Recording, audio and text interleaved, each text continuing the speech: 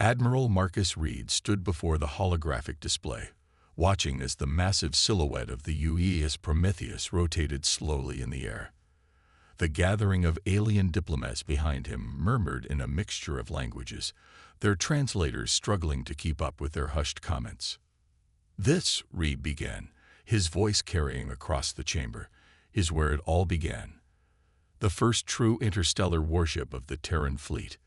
The Prometheus was crewed by modern standards, a retrofitted colony ship with hastily mounted railguns and point defense lasers. But in 2157, when humanity had encountered the Aldari Empire for the first time, it had been enough. You must understand," Reed continued, "we had no intention of becoming a military power. The Prometheus was designed to protect our colonies, nothing more." A tall blue-skinned diplomat stepped forward.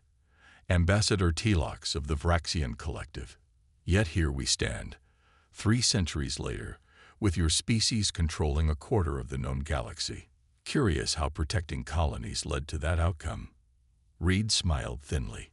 "History is best understood in context, Ambassador." With a gesture, the hologram shifted, displaying the infamous Battle of New Eden. The Prometheus, alongside 5 smaller vessels, desperately maneuvering against the overwhelming Aldari fleet. The simulation played out as it had in reality, the human ships taking devastating losses, but fighting with unexpected tactics, using the system's asteroid belt in ways the Aldari had never anticipated. "We were outgunned, outmanned, and technologically inferior in every metric," Reed said quietly. "But we survived, and we learned." The hologram shifted again, showing the second generation of human warships. The UES Defiance-class destroyers, smaller, faster, and built specifically for war. "Within a decade, we had redesigned our entire approach to space combat," Reed explained. "The Aldari expected submission. Instead, we adapted." Ambassador Telox clicked his mandibles in what his species considered a laugh. "The Aldari Empire no longer exists, Admiral. Perhaps there is a lesson in that." Indeed, the lesson we learned was this: never again would humanity be caught unprepared. The hologram shifted through decades of advancement, the introduction of the Valkyrie strike crafts, the development of quantum shielding, the revolutionary Hamilton-Chen warp cores that gave human ships unparalleled speed. By 2205, less than 50 years after our first contact, we had achieved technological parity with most established galactic powers. Reed continued. By 2230, we had surpassed them. The display now showed the UES Leviathan, humanity's first true dreadnought, over 2 kilometers in length, armed with graviton lances that could tear smaller ships apart at extreme ranges. "The Leviathan changed everything," Reed said.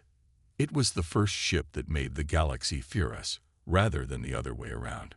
An elderly diplomat from the Tyranny Republic raised a gnarled hand. "Fear? Is that what you sought to instill, Admiral?" Reed's expression remained impassive. "What we sought was respect. What we received initially was contempt. Fear was merely a transitional phase." The hologram now displayed the famous Battle of the Cygnus Gap, where 3 human dreadnoughts had held off the combined fleets of 2 hostile empires, saving millions of colonists, both human and alien, from annihilation. "Our warships evolved out of necessity," Reed continued, "but they were never solely instruments of destruction. They were shields first, protecting not just humanity, but all who sought our alliance." The alien diplomats exchanged glances. The Admiral's presentation was only beginning, and already it challenged many of their preconceptions. "Now," Reed said, his eyes gleaming as the hologram shifted again, "let me show you how humanity truly changed the nature of warfare among the stars." The hologram now displayed a fleet of sleek warships unlike the earlier models. Their hulls gleamed with a strange, almost fluid appearance, curves where angles should be, absorbing rather than reflecting the light. "The Spectre Initiative," Reed announced. 2287. The development of metamaterials that could absorb sensor scans, coupled with advanced heat sink technology. For the first time, we created warships that could effectively become invisible. Ambassador Talox leaned forward, his compound eyes reflecting the holographic display. The Ghost Fleet. We thought they were myths until the hegemony incursion. Reed nodded solemnly. 27 ships that officially did not exist saved 16 billion lives during that conflict, including 3 billion Vraxians. The elderly Torani diplomat spoke again. You speak of saving lives with machines built for war. The contradiction does not escape us, Admiral. There is no contradiction, Ambassador Krell. A sword that remains sheathed can prevent bloodshed through its mere existence. Our warships primarily served as deterrents. The hologram shifted again, displaying the UES Athena, the first of humanity's sentient warships. Unlike its predecessors, the Athena had no visible weapons. Its smooth, elliptical hull housed systems that even today remained classified. 2319 marked our greatest breakthrough. The integration of artificial consciousness with warship design, Reed explained. The Athena could make tactical decisions faster than any organic crew, predict enemy movements with unprecedented accuracy, and most importantly, it could feel. This caused a stir among the diplomats. A younger representative from the Solarian Compact raised her voice. You gave machines emotion and then armed them. The hubris is astounding. Reed smiled. On the contrary, Representative Moore, it was humility that led us there. We recognized that ethical decision-making in combat situations couldn't be reduced to algorithms. The ability to value life, to weigh consequences beyond tactical advantage. These required something akin to a soul.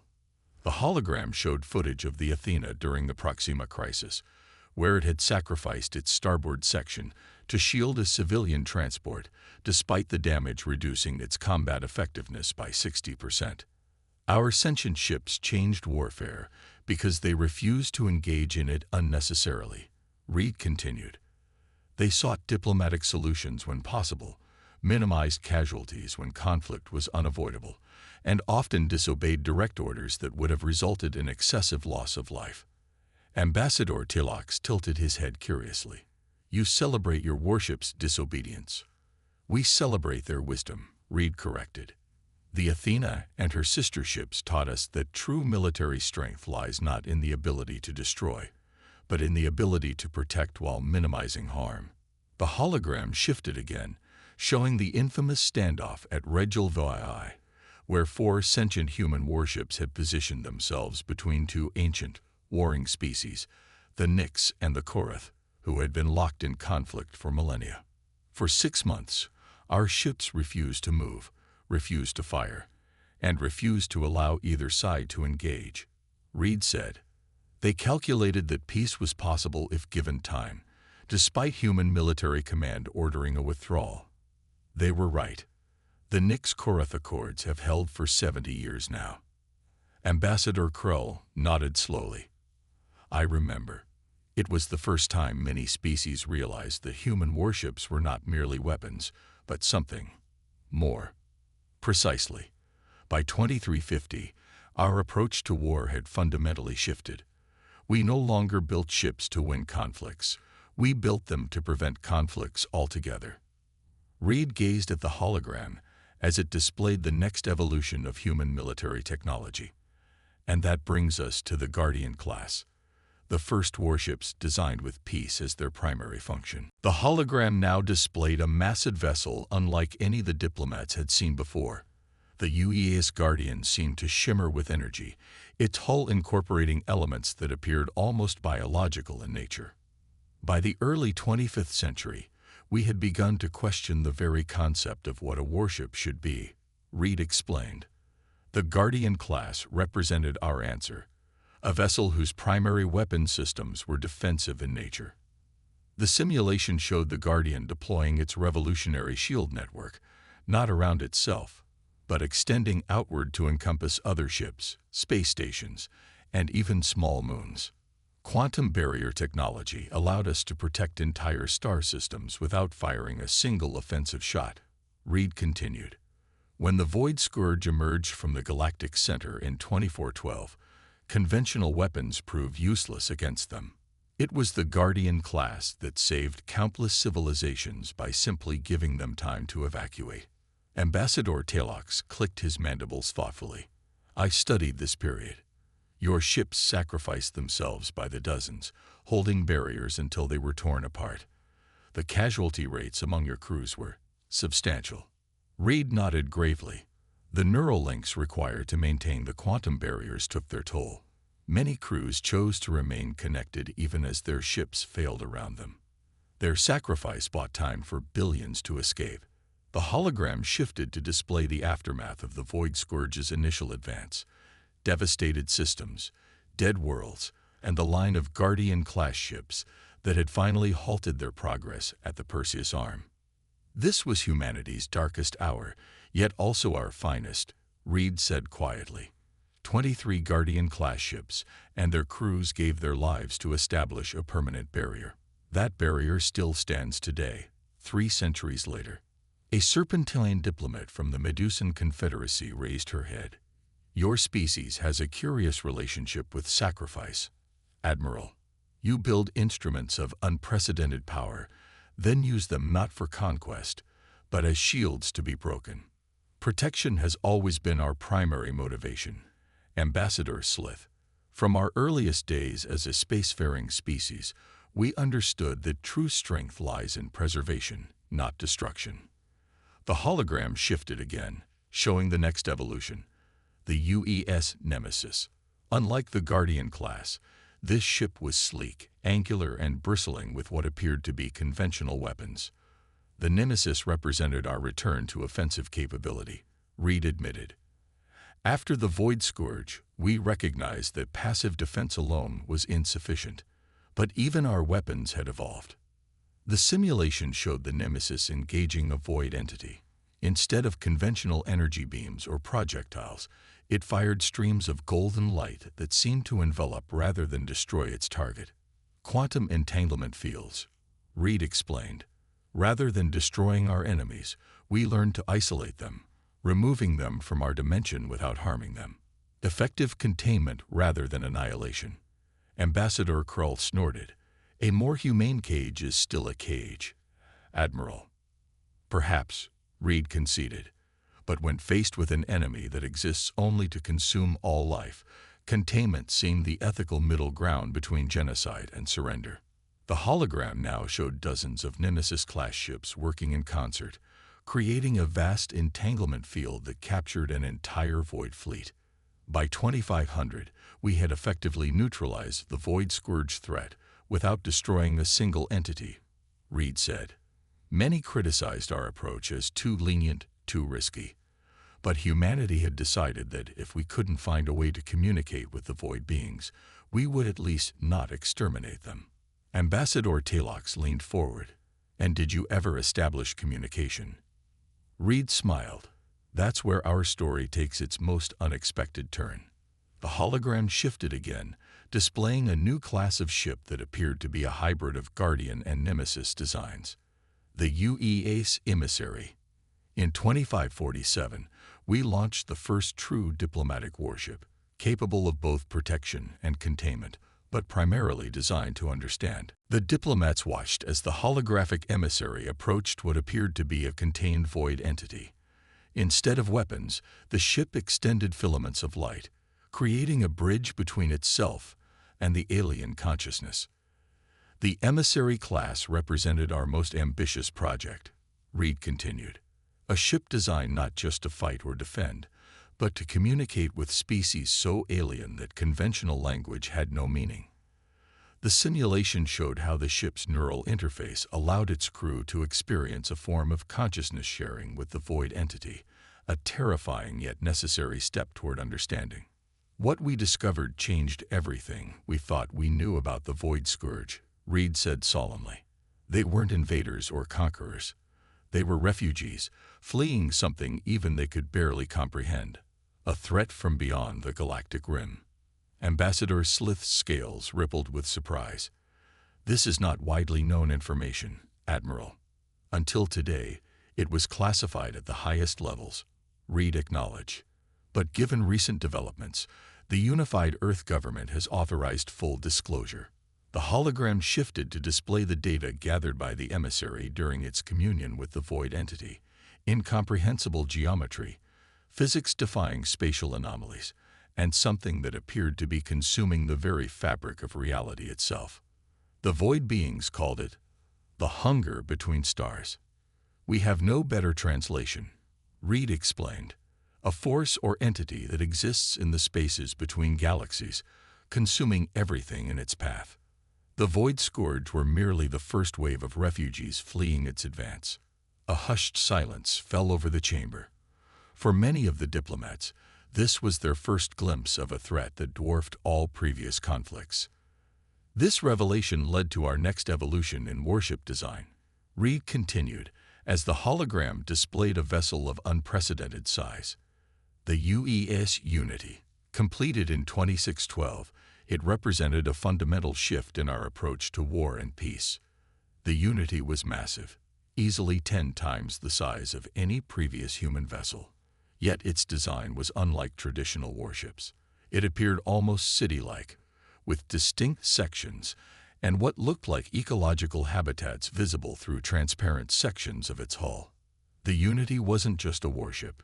It was an ark, a diplomatic hub, a research station, and yes, a weapons platform, all in one, Reed explained. It carried representatives from over 50 species, including successfully integrated void entities that had chosen alliance over isolation. Ambassador Telox chittered in astonishment. You incorporated the very beings you had been fighting into your defensive strategy. We did more than that, Reed replied. We learned from them. Their ability to perceive and navigate dimensional boundaries revolutionized our understanding of spacetime. Together, we developed the Void Lens. The hologram displayed the Unity deploying what appeared to be a massive, lens-like structure from its forward section. Energy coursed through it, creating a window that seemed to look beyond normal space. With the Void Lens, we could observe the hunger's advance long before conventional sensors would detect it, Reed explained. More importantly, we could communicate its threat to species throughout the galaxy, creating the first truly unified defensive pact in known history. The elderly Ambassador Krell shook his head in wonder. I recall the diplomatic chaos when your Unity arrived at our homeworld. Many believed it was a prelude to invasion. Yet here you sit, Ambassador, Reed noted with a slight smile. Your people eventually recognized our intentions. After much debate, Krell admitted, your warship that wasn't solely a warship changed many minds among my people. The hologram shifted again, showing a fleet of Unity-class vessels, each slightly different in design, reflecting the input of different species in their construction. By 2700, the Alliance fleet had grown to include contributions from over 300 civilizations. Reed said proudly, each Unity-class vessel served as both a defensive platform and a symbol of cooperation. For the first time in galactic history, warships became tools of unity rather than division. Ambassador Slith raised her serpentine head. Yet still you prepared for war, Admiral. All these vessels, no matter their diplomatic function, were built with conflict in mind. Reed nodded solemnly. Because we knew what was coming. The holographic display darkened, showing only the vast emptiness of intergalactic space. Then, slowly, something began to emerge. A darkness deeper than the void itself, moving with purpose.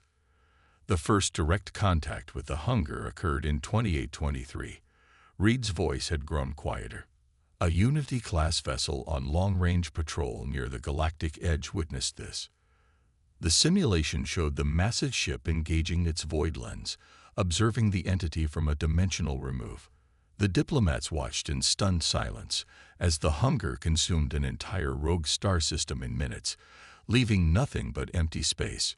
No conventional weapon we possessed could affect it, Reed continued. The entity existed partially outside our reality, feeding on matter, energy, and even the dimensional fabric itself. Ambassador Telox's compound eyes reflected the disturbing images. Yet humanity still exists. The galaxy still exists. You found a way. Reed nodded. We did, though not through conventional warfare. The Unity Fleet's observations revealed that the hunger operated on principles that defy our understanding of physics. It didn't just consume, it converted. Matter to energy, energy to something else entirely. The hologram shifted to display a new vessel design, sleeker than the Unity class, with what appeared to be massive energy collectors extending from its hull like ethereal wings. The Transcendence class, Reed announced, our most revolutionary warship design. Rather than attempting to destroy the hunger, these ships were designed to feed it. But on our